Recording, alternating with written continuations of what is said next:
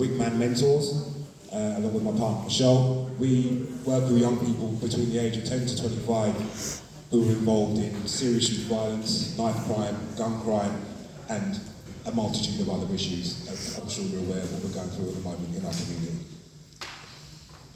I also work in the hospital with the surgeon Mohammed, who is here, and I work directly in the hospital working with young people who are basically just been stabbed or just been shot, just been attacked. And they're in the hospital at that turning point where the lives that they're leading, they don't want to lead these lives, and at this point, it's a turning point for them to decide whether they want to continue with it or change their lives. 9 times out of 10, these young people want to change their lives at that point. They want to change their lives before that, but right now what we need to understand is a lot of these young people we're working with and we're living with are trapped, which is why they're called the trap life. There's young people who don't want to be walking around carrying a knife, but like I said earlier on, they believe all the other kids are walking around carrying a knife as well. So they don't want to get caught slipping and be the one that's going to get caught without a knife, being able to defend themselves. But if you try and explain to a young person that 9 times out of 10, a young person who's carrying a knife will usually get stabbed or get killed by their own knife.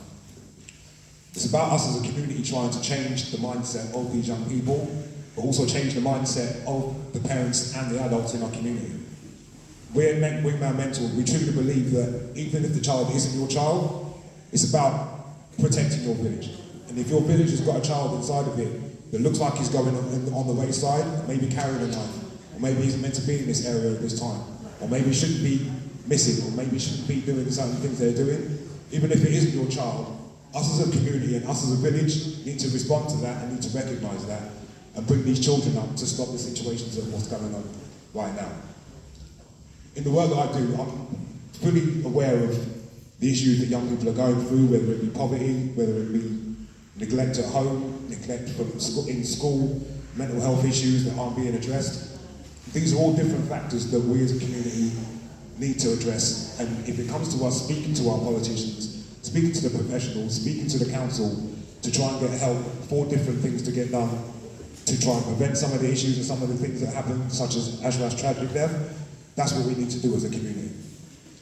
We at Wingman Mentors will be working in partnership with Ashraf's Foundation to try and encourage different areas to build youth clubs and build different opportunities for young people to then get involved with and try and encourage them to make positive decisions instead of the negative decisions that is so easy to make for young people these days. So, I'd like to have another round of applause for Fiona and Ashraf's dad as well for arranging this event as well.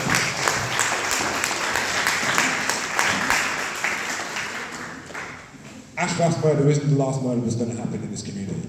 There's going to be more, there's going to be more deaths, there's going to be more violence. There is a surprising amount of knives and guns in our community. And unless we put a stamp on this right now, and as a community, and I know I've said the word community a lot of times, but what we really need to do is get some unity in the community. Put the word unity back into community and get people working together, speaking with each other and working with each other to prevent these different things and these tragic events from happening. So I'd like you all to look up Ashraf's Foundation when it's all up and running, when it's launched. Also look up Wingman Mentors. As I say, we'll be working in partnership with them closely in the future to try and provide different opportunities and different things for young people. Like the young man said, he wanted to start a business and be enterprising. If you as an adult and you know you can help another young person in your sphere with their dreams, take that 5 minutes out and give them a little bit of your time to help them with their idea.